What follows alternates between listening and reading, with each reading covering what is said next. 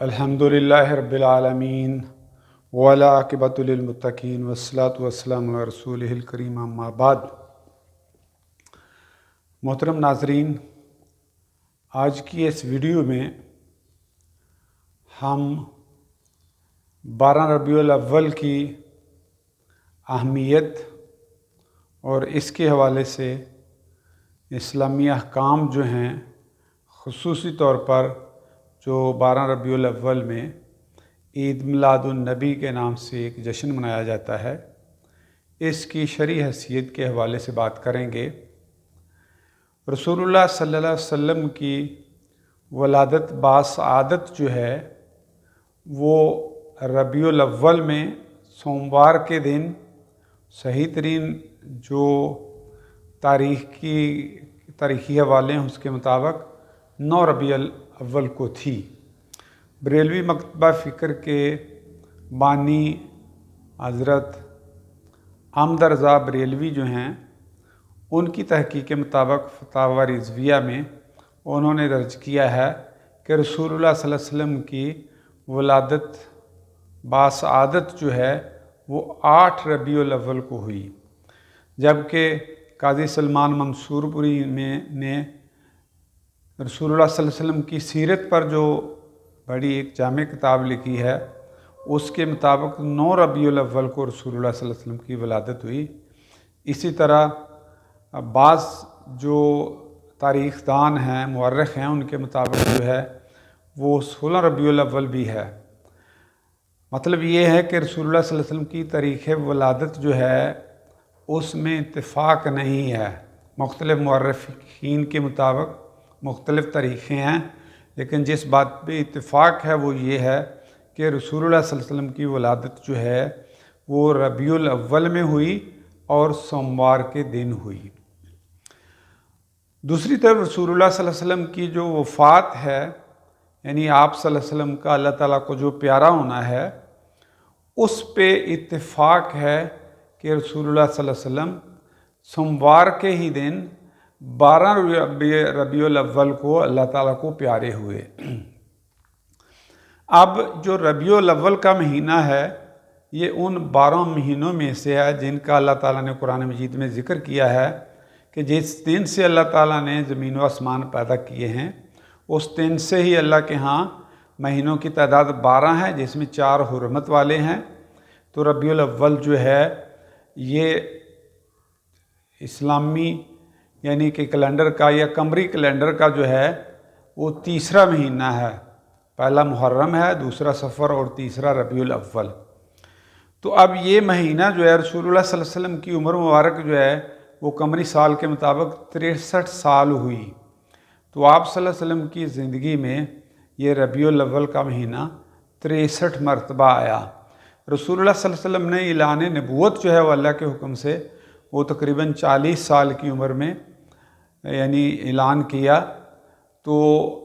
اس کے بعد جو ہے رسول اللہ صلی اللہ علیہ وسلم تقریباً 23 سال جو ہے وہ قید باحیات رہے، اور جس میں سے 13 سال جو ہے وہ مکہ میں اور 10 سال جو ہے وہ مدینہ میں گزارے۔ تو رسول اللہ صلی اللہ علیہ وسلم کی زندگی میں بھی یہ ربیع الاول کا مہینہ آیا، لیکن ربیع الاول کے مہینے میں اس طرح سے کوئی جشن نہیں منایا گیا جس طرح کہ آج کل ہمارے ہاں برصغیر پاک و ہند، بنگلہ دیش وغیرہ جو ہے اس میں منایا جاتا ہے۔ امام ابو داود رحمہ اللہ نے اپنی کتاب سنن میں حضرت انس رضی اللہ تعالیٰ عنہ کے حوالے سے روایت بیان کی ہے، نقل کی ہے کہ رسول اللہ صلی اللہ علیہ وسلم جب ہجرت کر کے مدینہ تشریف لائے تو وہاں جو ہے وہ لوگوں کے لیے زمانہ جاہلیت سے 2 دن تھے جن میں وہ کھیلتے کودتے تھے، یعنی تہوار تھے ان کے۔ تو رسول اللہ صلی اللہ علیہ وسلم نے فرمایا کہ یہ تمہارے دو دن کیا ہیں؟ تو انہوں نے عرض کی کہ ہم ان 2 دنوں میں زمانہ جاہلیت میں کھیلا کرتے تھے، سال میں یعنی 2 دنوں میں۔ تو رسول اللہ صلی اللہ علیہ وسلم نے فرمایا کہ اللہ تعالیٰ نے تمہیں ان 2 دنوں کے بدلے میں ان سے 2 بہتر دن دے دیے ہیں، اور وہ 2 بہتر دن جو ہیں وہ ہیں یوم عید الفطر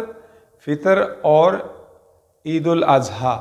یہ 2 دن اللہ تعالیٰ نے تمہیں بدل دیے ہیں۔ تو امام ابو داود نے بھی کتاب الصلاۃ میں باب صلاۃ العیدین کے تحت جو ہے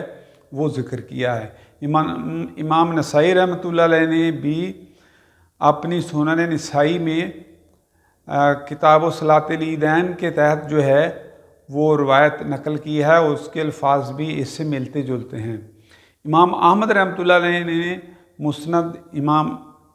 احمد بن حنبل رحمہ اللہ جو ہے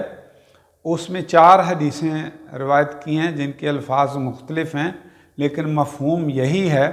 کہ رسول اللہ صلی اللہ علیہ وسلم جب مدینہ تشریف لائے تو دیکھا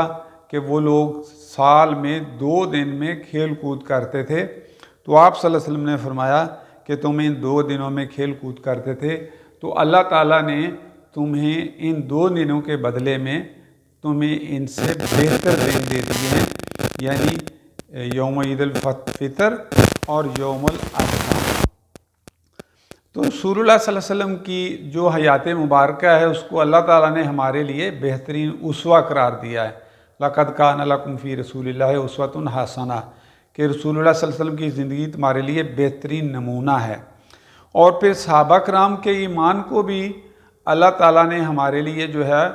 وہ ایک معیار قرار دیا ہے کہ اگر یہ لوگ بھی ایسے ایمان لے آئیں جیسے اے نبی صلی اللہ علیہ وسلم کے صحابہ تم ایمان لائے ہو، تو پھر یہ بھی ہدایت پا جائیں گے۔ اس طرح پہلے پارہ کے شروع میں سورہ بقرہ میں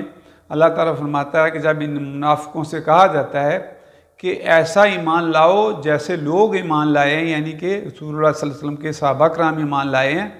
تو وہ کہتے ہیں کہ کیا ہم بیوقوفوں کی طرح ایمان لائیں؟ تو اللہ تعالیٰ نے ان منافقوں کو ہی بیوقوف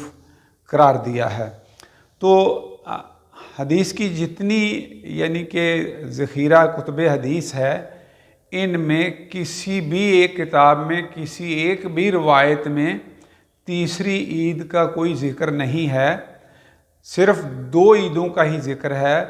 جن میں سے ایک جو ہے وہ رمضان المبارک کے بعد 1 شوال کو یعنی کہ عید الفطر کے نام سے منائی جاتی ہے، اور دوسری جو ہے وہ 10 ذی الحجہ کو عید الاضحیٰ کے نام سے منائی جاتی ہے۔ تو اسلام میں یہ 2 ہی عیدیں ہیں۔ تو اب یہ جو تیسری عید منائی جاتی ہے عید میلاد النبی کے نام پہ، تو اس کی شرعی حیثیت کیا ہے؟ تو رسول اللہ صلی اللہ علیہ وسلم نے فرمایا کہ جس نے ہمارے اس دین میں ایسا کام نکالا جو اس میں سے نہیں ہے تو وہ رد ہے، اور اسی کو جو ہے وہ بدعت بھی کیا کہا گیا ہے۔ رسول اللہ صلی اللہ علیہ وسلم اپنے ہر خطبہ میں یہ پڑھا کرتے تھے کہ کل شر الامور محدثاتھا، بدترین کام جو ہیں وہ نئے نکالے جانے والے ہیں، جو دین میں نئے نکالے جائیں، اور کل محدثۃ بدعہ، اور ہر نیا کام جو ہے وہ جو دین میں پہلے سے نہ ہو وہ بدعت ہے، اور ہر بدعت جو ہے وہ گمراہی ہے، یعنی بدعت انسان کو گمراہی پر لے جاتی ہے۔ تو بدعت جو ہے وہ سنت کے مقابلہ میں ہے۔ بدعت ایسے کام کو کہا جاتا ہے جس کو نیکی سمجھ کر کیا جائے، جبکہ وہ رسول اللہ صلی اللہ علیہ وسلم سے وہ نیکی ثابت نہ ہو۔ تو اس لیے نیکیاں جو ہیں وہ محصور ہو گئیں ان نیکیوں تک جو رسول اللہ صلی اللہ علیہ وسلم نے کی یا صحابہ کرام نے آپ کی موجودگی میں کی، اور اس پر آپ صلی اللہ علیہ وسلم نے اعتراض نہیں کیا۔ تو اس لیے ہمارے لیے بہتر یہی ہے کہ ہم ربیع الاول کو اسی طرح منائیں جیسے رسول اللہ صلی اللہ علیہ وسلم اور صحابہ کرام نے منایا۔